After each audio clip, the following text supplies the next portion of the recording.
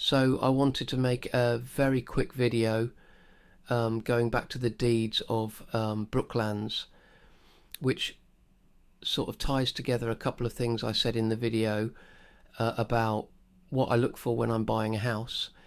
If you remember, the deeds were quite complicated. The plot with the house on it is divided into two sets of leasehold, whereas the garden is a separate plot. So this is the freehold plot for the garden. As you can see, it's surrounded on three sides almost completely by boundaries that belong to other people or other plots, the railway, the new estate and the house. And of course it is conceivable that you could sell the garden as a separate plot to the house at some point. I know the guy who built the new estate actually tried to buy the garden plot from Mr. Miles, who turned him down. So the only access to that plot is where I've put the purple arrow in the top right hand corner behind the garage. Clearly that's really important because it's not only the only access, it's also the only way you can get a vehicle into the back of the house. Unfortunately, on the later deeds, the OS map has been redrawn.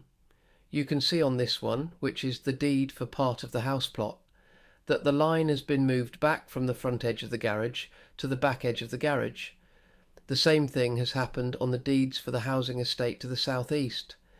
I've overlaid all three plots here, and you can clearly see that the orange line, it's faded because of the overlay, where the red arrow is what it shows on my deeds. The black line at the back of the garage is where it's shown on the newer mapping. The reason this is so important is because the people in Burnside, the house to the right here, have taken to using that area for extra parking even though they've got a drive, and I don't blame them. The house has been empty for 40 years, but it's not part of the road, even though this makes it look like it is.